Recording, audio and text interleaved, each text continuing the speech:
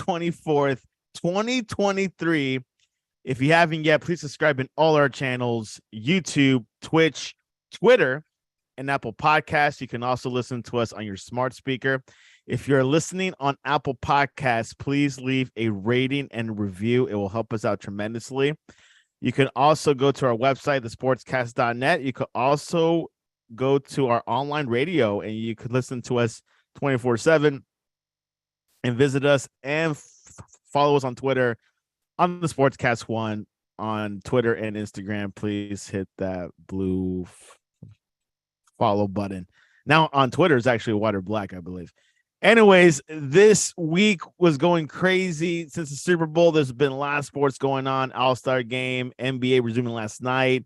Vance Joseph going to the Broncos, back at it, and join us all the way from upstate New York, where you could find some buffalo wings up there. Ryan, Chris, welcome back to the Sportscast. Yes, you could. It's a big deal up here, you know, take our chicken wings seriously. Like Santiago said, a lot of things happening in the sports world. New hirings, Trades, in the NFL, and then, trade, yeah. And we have NBA starting back up after the All-Star break. So, we're about just a couple of days away from that magical month of March, in college basketball. So a lot of things heating up. A lot of things heating up. Before we head into the soup of sports news, what were your thoughts over the Kansas City Chiefs beating the Philadelphia Eagles for Super Bowl LVII? I think, I talked to you like 2 weeks before, and I said, it was kind of what I thought. I thought the Eagles had a better team, but the Chiefs had the best player, and that's Patrick Mahomes.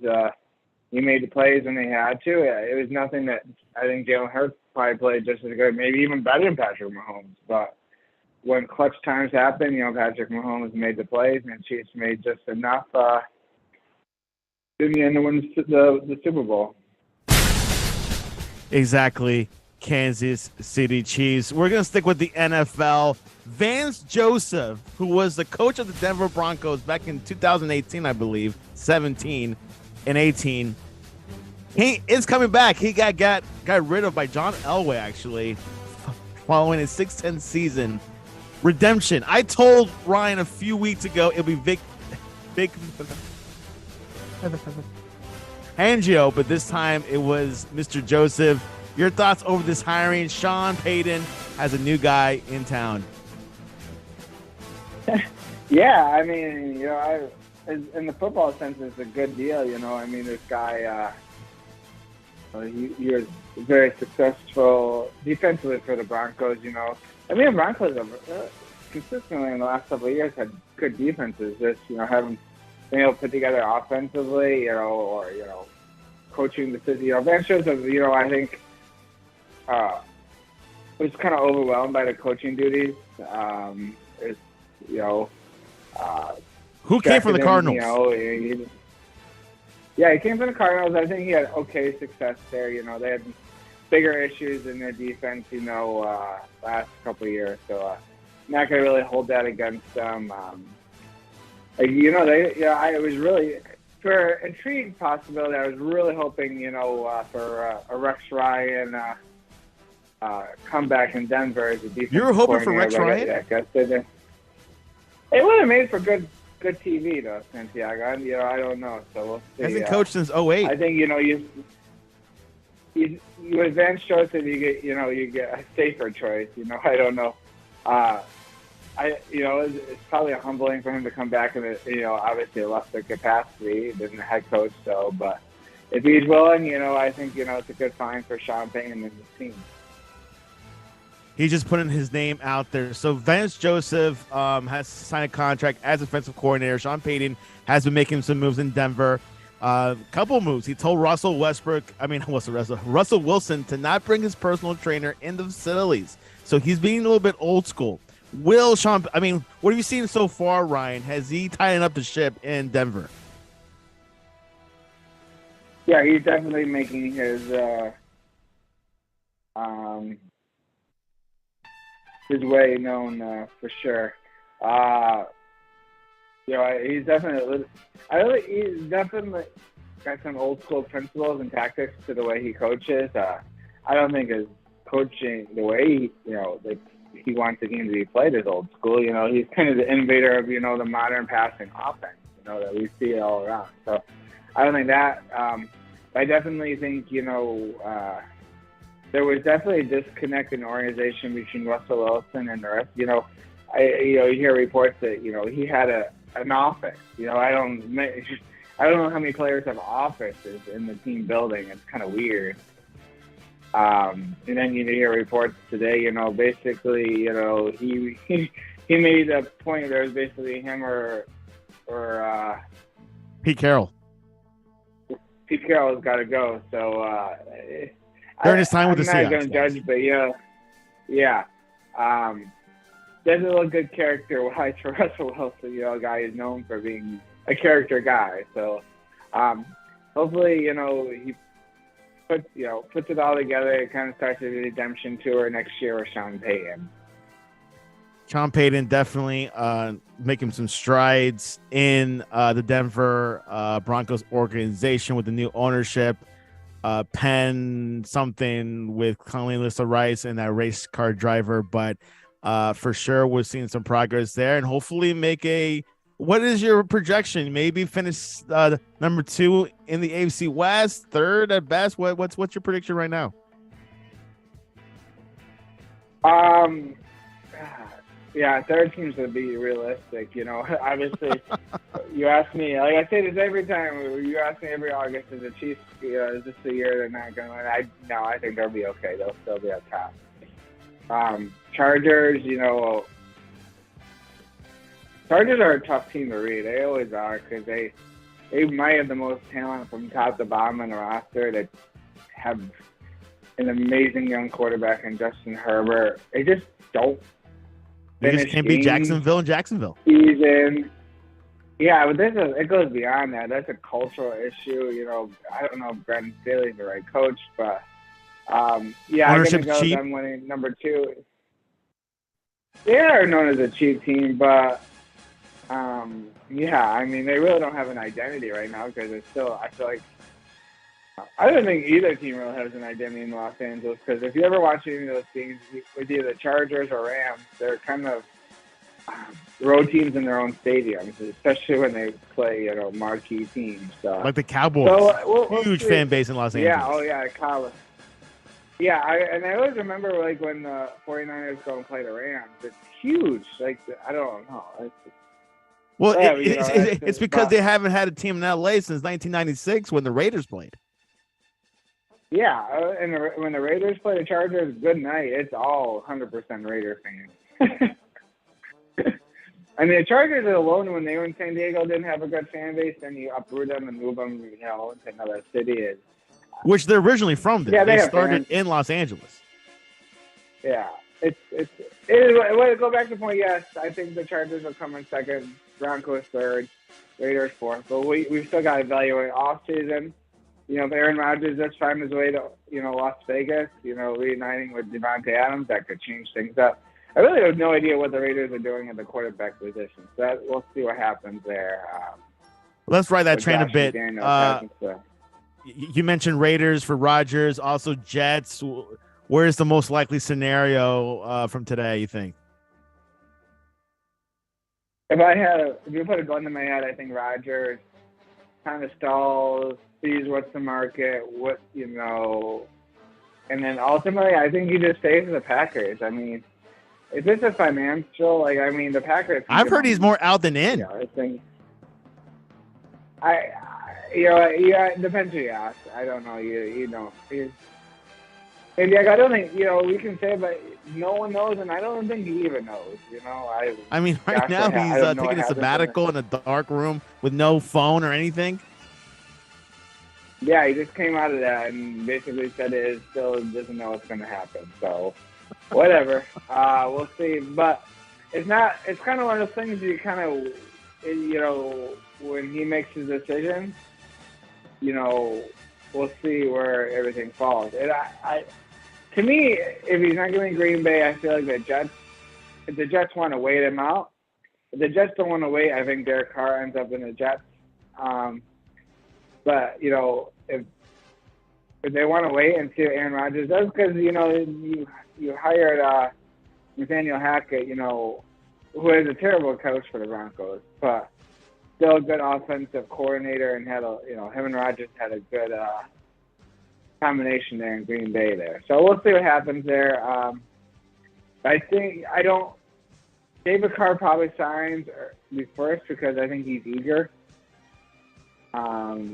But again, if the Jets are willing to wait, I think they could get Rodgers, and I think if the Raiders are patient, they could end up with Rodgers too. I think Rodgers likes to play Devontae Adams, and I think they like the chemistry they built in Green Bay. So we'll see about that.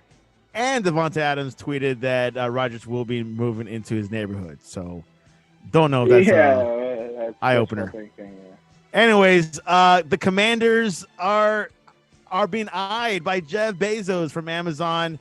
He has he hired a firm to explore a potential bid for the Commanders, which Snyder has also made some moves to let that team go and sell it for a potentially I believe it's between $5 to $6 billion. Broncos were sold about around that number. Your thoughts over that, Ryan? Would that be good bought out by Mr. Amazon himself? Oh, I mean, he's got the cash, right? I mean, my family, my wife loves Amazon. We're adding to his bank account every day, it seems like. But yeah, I mean, I think he's kind of a safe choice. I think everybody likes, I don't think many people have many bad things to say about him. For being kind of a big name entrepreneur, they seem to come with risk, but he seems to be okay. And the consensus is that everybody just wants Daniel Snyder out. The other owners want him out, but they don't want to force him out, because if you force him out and you have to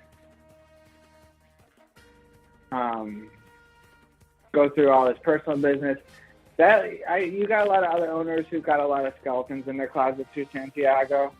And if you open one closet, it might lead to the other closets being opened. If you remember when his troubling case first came out, with allegations against him, what did we find out? We found out by looking into his past. We found out that video with John Gruden ultimately got fired because he had a conversation, using racial slurs. So you open up a lot of these information and emails with Adam Schefter.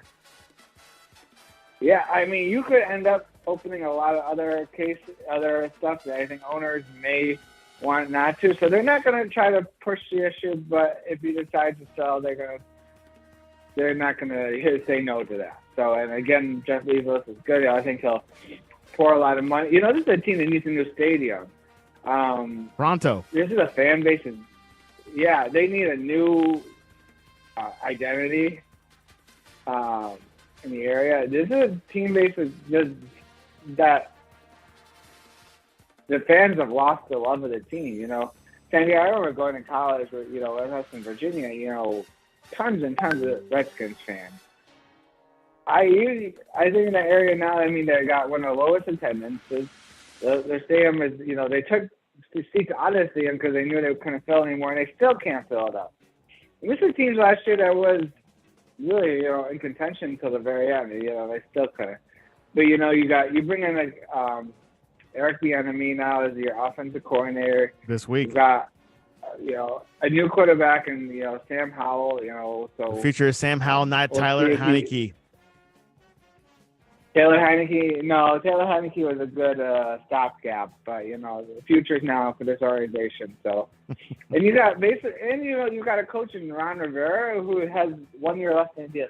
It's very weird for coaches not to have extensions. No one really ever coaches with 1 year left in his deal.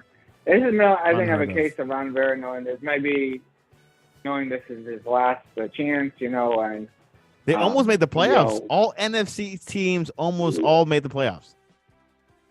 Yeah, I mean, like I said, they're there to the very end. yeah, I think they overachieved. You kind of, got lucky in a couple of games, but, they can get stuff out of Sam. If Eric Bieniemy can turn Sam Howell into a great player. What really, it's interesting that Ron Rivera go and hire Eric Bieniemy. I don't know if it's his choice in that. Because if Eric Bieniemy does good, Ron Rivera has 1 year left in his deal. It's basically saying, Eric Bieniemy, this is your audition to be a head coach. This is a guy, I want to say, is it over 17 in head coaching jobs? I mean, I don't know what I don't know. I don't know if he's not a good interviewer. If you talk to any Chiefs players, other than LaShawn McCoy, who kind of bitter over the way his tenure ended at the Chiefs, they all rave about him, from Patrick Mahomes. Even Tyreek Hill, nothing but good things to say about him. So, this is a audition for Eric Bieniemy for the head coaching job, I think, for the Commanders. If you're going to have a new owner, you're going to hire a new coach, and especially a coach with a big name like Eric Bieniemy. So. Yeah, some say Bieniemy made this move. It was like a lateral move to become a head coach, either there or somewhere else. Your thoughts on that? Yeah, definitely. I think he understood that maybe the perception was that he was this kind of product of Patrick Mahomes and Andy Reid. So I think you go there and you had the same success you did with them in Washington, you're going to get your opportunity for sure to be a head coach. There you have it, Eric Bieniemy. Whether it'll be in Washington or elsewhere. Anywhere else. So, hey, absolutely. Yeah. All right, let's switch over to the NBA. Breaking news: Dan Quinn is on the verge of signing with the Atlanta Hawks, the former Utah Jazz coach who left. Kind of I don't think the defensive coordinator for the Cowboys, Dan Quinn, is going to be the coach. My bad. The Hawks. I think Quinn Snyder. Quinn Snyder. I got too many quiz. Yeah, so Quinn Snyder, former head coach of the Utah Jazz, is on the verge. I think it must have been. Yeah, exactly. Of signing with Atlanta Hawks. Atlanta Hawks let go of Nate McMillan a few days ago. There was indifferences. The team wasn't ranking well in the East. Big signing for Atlanta. Can he handle Trae Young? I think so. He's an old school coach. He's kind of I don't know, one of those like. I think he's just a ball coach, and I think kind of, I don't think he adapted. This is the guy. I remember he was I want to say he would play for Duke, and was assistant for Duke for a while. Got a job at Missouri, had a little bit of success, kind of tanked out quickly, got fired, ended up up in the NBA, worked his way up. And I was like, we got hired at Jazz. I'm like, okay, I got it. And just kind of found his identity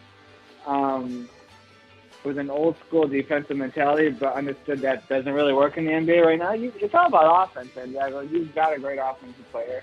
And he built a great offensive system at Jazz. So I think, they're hoping he can replicate that. I don't know how much success he'll have this year, but I think he'll build a foundation, and kind of see if this is something that could work, long term. Because you don't also have Trae Young. You've got a lot of pieces in Atlanta. You got DeJounte Murray. You got John Collins. You got Hunter, Capella. This is, Bogdanovic. A young team. Young, but they got some experience. This isn't, they're not babies out there. DeJounte Murray, John Collins. Bogdan Bogdanovic, DeAndre Hunter, AJ Griffin, Clint Capella, Jalen Johnson, and Aaron Holiday. Yeah. So you got players on their team. You got potential. They should be better. But the East is tough. East is ridiculous, Santiago. As tough as the West. You're going to have some good. Yeah, the West is not as good. They're the AFC. But the West. The West got better in the trade deadline because you take two good players out of the East, i.e. Kyrie Irving and Kevin Durant, and you put them in the West. You build super teams. So, the West got better. But yeah, East. I mean, one team, a couple of teams, I gotta play because somebody's gonna win or lose, and somebody's gotta play under the potential. And the Hawks were that team, They're not out of it. They're gonna probably make the playoffs or be in the play-in tournament, so they'll be fine in the sense of that. But you've also got a new GM, Landry Fields. You remember him, Santiago? He's not that far removed from playing. I don't recall. But please refresh me. He was kind of Jeremy Lin's kind of running mate for the Knicks years ago, back in the day. Kind of circa 2012. Was the second round. Yeah, he kind of second round pick out of Stanford.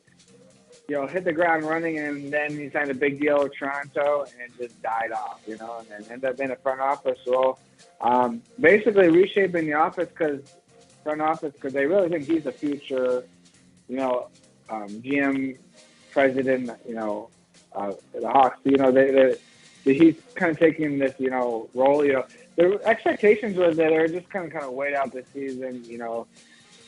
McMillan and the Hawks have basically said, let's get to the season. I know I'm not coming back. Let's just ride it through. But, I think they got to that point, I think, the All-Star break that, I don't know if Trae Young said, he's got to go, or McMillan said, I'm just done. I don't know what it was. Something was provoked. I don't know. Yeah, something happened over All-Star break where they just said, Or hey, Quinn Snyder's sitting around at the other side of the stadium, and then I mean, this is a guy I think surprised. Maybe they ran into him during the All-Star game. Maybe, yeah. I who knows, Santiago. This is a guy I think everybody kind of retired, and I don't know what it is. Resigned, I guess would be the word, from the Jazz unexpectedly last year, and kind of provoked the Jazz to basically silently. So he basically provoked the Jazz to basically gut their team then, and because he built this, they built this team in a certain way, and so now they're in a forced them to go in a rebuilding process. I really thought he was going to end up with the Lakers. I thought him and LeBron would be a good combo, but because he just seems like a guy who's hands off in the sense of, he's going to let adults be adults, and, so he's just going to be a ball coach. He's not probably looking to be your best friend. He's not going to be looking to be this mentor, or, he's just going to coach basketball. And that's ultimately, I think, what the Hawks want. Yeah, and Hawks was an organization that 2 years ago went to the Eastern Conference Finals against the Sixers, I believe, and they were very close to making it to the championship. Wasn't it Heat? Sixers? I think they got stomped by the Sixers, didn't they? No, they beat the Sixers. No, the Bucks. The Bucks. Yep, Giannis. You can't get past them. him. The Bucks won the championship. Yeah. So they were very close. I think a lot of. I resemble a lot of their run a couple years ago to the run the Mavericks made last year, in the sense that it was probably timing was really good, matchups were really good, got them to that point. Injuries, health. So it heightened their expectations and gave everybody kind of unrealistic expectations for how this year was going to go. So now you've got everybody kind of last year and this year expecting, the world, and it just hasn't happened. Kind of like how, and I look at this, Dallas, Dallas goes to the Western Conference Finals last year. A lot of good, they play the same Jazz team. They play a Jazz team that kind of led to, Quinn Snyder resigning. And then they kind of catch the Suns at a good time when they've got some turmoil. And then, so then you end up in the Western Conference Finals overmatched against the Warriors. So you made it to the Western Conference Finals. So now you have this expectations this year. You're going to do it again. You can't roll, And then, so it kind of forces the Mavericks to say, oh, okay, we're not going to make it to the Western Conference Finals. We got to go make a move, which led them to making that Kyrie trade. So, when you have these unrealistic, where your team is going faster than they probably should be, it leads to unrealistic expectations. And then when you don't meet them, or you don't think you're going to meet them, you have to make big changes, and that's what's happened in Denver. I mean, Atlanta, and then in Dallas. And also, I mean, you think about that. You think about with the Suns. You know, you take the other way too. Is the Suns went from 2 games away from winning the championship 2 years ago to losing in the second round last year, and another team that just hasn't hit that stride yet this year due to more chemistry issues or injuries or Booker. Paul is aging, so then what do you got to do? You got to go make a big move too. And then you also had, with the Suns too. You had an organization that had an owner who was under investigation. And then now you bring in a new owner. Literally, the owner is in a job for less than 24 hours and said, we got to make a move. And there you go. Basically cut them and basically begged, the Nets and, prodded, Kevin Durant to ask for this trade to the Nets. I mean, to the Suns. So, there you go. And then you're looking at that team, with name recognition. I don't know how they get stopped in the West right now. So we'll see what happens. Yeah, as Ryan discussed, Kyrie Irving traded to the Dallas Mavericks, and Kevin Durant going to the Phoenix Suns. Ryan, who looks better on paper, Suns or Mavericks? Well, Suns right now. The Mavericks had the best team in the West, I think, for a couple hours. It seems like a couple of days. But, yeah, I mean, you got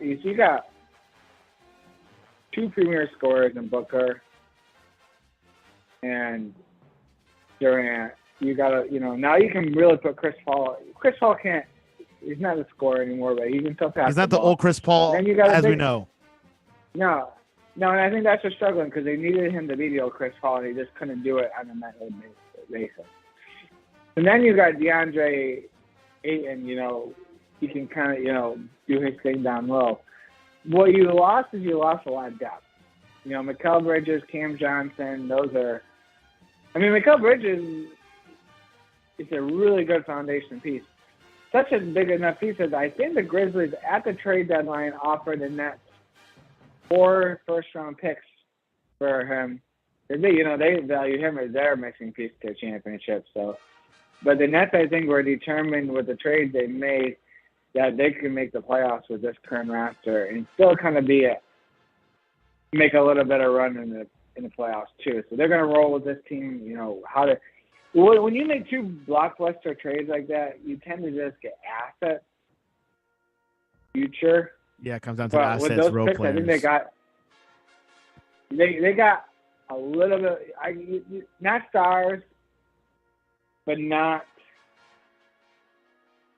just role players. They got above average players. So you got Spencer Dinwiddie, you've got Mikal Bridges, you've got Dorian Finney. Players that kind of which is what you need in these playoffs.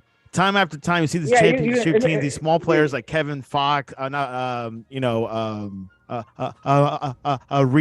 players like those that come and chip in, fill in those holes, score 6 points, but needed to tip to go to win that championship. Yeah, but I mean, right now they're lacking, and I don't know if Mikal Bridges is that foundation piece. They're kind of probably hoping he is, but I think what they do have now is a good foundation. Continue to make the playoffs. They'll probably slide. I think that the Hawks may jump up a little bit because I think addition Quincy is, if anything, it kind of puts everybody on notice and improves their play. Probably put them still in the play-in, but I think they'll be a factor. East is good. I don't know. East is really good. East is pretty tight. It's anyone's game. The Bucks are great. The Celtics are great. The Sixers are great. I mean, you could not put a gun to my head, and I could think of a million reasons why each of those teams should win the championship. No excuses. Yeah, I mean, then your hometown guys are turning it on. I was going to mention the Cavs bought out Kevin Love's contract. He's a free agent. Joins the Heat. Is the Heat a better team with Kevin Love or the same? Not really. I mean, if he was that good, if he had value, the Cavaliers wouldn't have released him. I mean, yes, he could, give you some spot minutes, probably play more than he would with the Cavs. But Championship experience. The Cavs have got two young monsters down low, and Jared Allen and Evan Mobley. I think they basically, when they realize that Kevin Love is not the same player, he can't hit the three-point shot like he was. He's never been able to guard anybody really. So this is a defensive first team.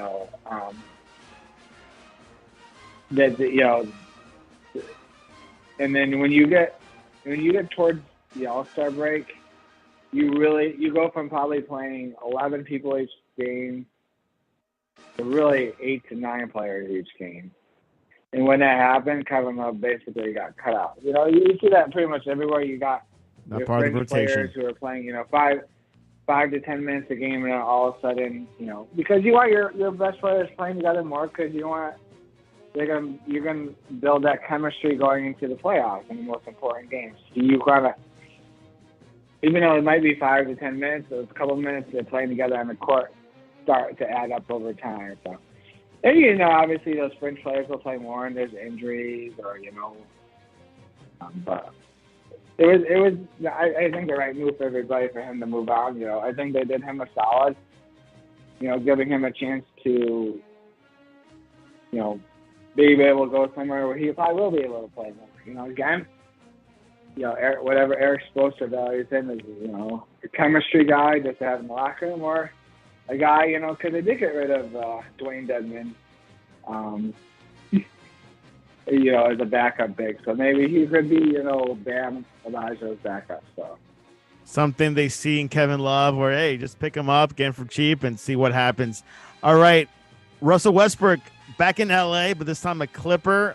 Is this going to be a resurrection, or hey, much more of the same for Russell? I'm interested to see this, because you got a team that should be very good. They're very active in the trade deadline. They made, the pickup of Plumlee and Gordon. If they could ever just have their players play all their games when George and Leonard, you got, I think, really good player in Terrence Mann, Norman Powell. When we talk about the West being kind of light, this is a team that should be better, that's not playing as good. So I think, if they can get a good Russell Westbrook who doesn't try to do too much, they will, I think, elevate him to championship contender for sure. But that if he was playing like that, the Lakers wouldn't try to trade him and get him away. So with that being said, they need to hone in him. So there you have it. We talked about LA, Clippers, Lakers, Suns, Dallas Mavericks, Atlanta Hawks, Miami Heat, a little bit of the Bucks, a little bit of the Celtics. So the NBA is shaping up. 21 more games left to the playoffs. So looking forward to it. Yeah, it's definitely not the halfway part of the season. It's a little bit like 25% left. Final stretch. Yeah, we're in the home stretch. Teams are adding their role players, assets, to make sure they have a good playoff run, because it's going to be a long playoff run. Some out there. There's still some big, fish out there, for teams. Like a John Wall. I feel like John Wall could help, a team out there. So there's a couple more, older veterans, who are probably looking to, tag on, as a role, try to pick their way to a championship ring somewhere. So. Yep, you need your Steve Kerrs, your Rick Foxes, your Ariza to finish it off, to tap it in, to make it happen in the NBA. Let's go into college basketball. The Austin College Eagles stun number 6 Virginia 63-48 on Wednesday night. Huge upset. A couple upsets this year so far, but it's going to happen in college basketball. Your thoughts over that win of the week? Yeah, I mean, definitely.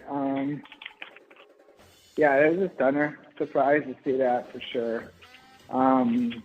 But when you go on the road in the college basketball and you get into February and you get the grind of the season, anything can happen. And that's just, I don't think anybody doesn't think Boston College is a great team, and no one's. I think if you follow enough college basketball, you know that teams get upset, especially in February in the road, and because you got at a certain point in the season, you're not going to have your A game every time. So, and, you're looking ahead. You got big games against Duke and North Carolina coming up. So, to me, it wasn't a shocker. No shocker. The college basketball conference championship games begin this weekend. There's a few of them, but also like the big heavy hitters are next week. And they call it March Madness Junior. Does Ryan call it like that? Yeah, I mean, I might say that these next couple weeks, to me, just as fun as the first. Because you got basketball, our school, Santiago, starts their conference championship game tournament on Tuesday. So Liberty University, he's referring to. Yeah. Which they beat Jacksonville State a couple days ago. That's huge win. Yeah. All right. Yeah, you beat Jacksonville State on Saturday, and then got a win on Wednesday against Queens College, and finish up against Queens College tonight in Darius McGee's last regular season home game. And to clarify, Jacksonville State is in Alabama, not in Jacksonville, Florida. And yes, Queen City College is in Queens, New York. Nope, it's actually in Charlotte, Queen City. Charlotte. Oh, there you go. I see. There you go. That's the thing with these cities and these colleges. Don't think where it's at. Who do you think is a football coach at Jacksonville State? Here's a trivia piece question. Former Alabama, Michigan Wolverine. That's your hint. He's a basketball player. Rich Rodriguez. No, Rich Rodriguez. Yeah. Never heard of him. There's a lot of sports going on. Yeah. Who was the first American to play in the Premier League? You probably don't know that. I'm kidding. Brian McBride. Roy Regularly, 1983. Okay. Okay, so anything else before we head into the predictions? People are putting their money into this before we go. No, that's it. All right, college basketball, number 8, Texas at Baylor. Who you got? I'm going to go Baylor. Number 9, Baylor. Not an upset, be number 8. That's not an upset. 17, Indiana at number 5, Purdue. This could be an upset. Revenge matchup. I think Purdue gets them. Maybe we talked about they've kind of hit their little February swoon here. So Purdue definitely needs this win. Number 15, St. Mary's at number 12, Gonzaga. Tyler Turner's go-to team every year for March Madness. This is an extremely important game for Gonzaga. They have a huge streak of winning. They're sharing the conference title, and they need this game for that to happen. They had I think the game of the year earlier this year in at St. Mary's, so nothing will change here. I think Gonzaga wins this game in a rematch very closely, maybe even in overtime. Go Zags. NBA Cavaliers at the Atlanta Hawks tonight in Atlanta. Cavaliers need to shake off a tough loss last night to the Nuggets. I think they'll get the victory. The Miami Heat at the mighty Milwaukee Bucks tonight.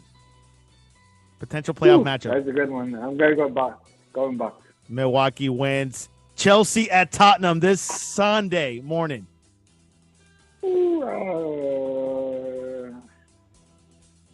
Can't go against the Blues, Santiago. Go Chelsea. London Derby. And finally, the fight of the weekend, Jake Paul versus Tommy Fury. Who you got?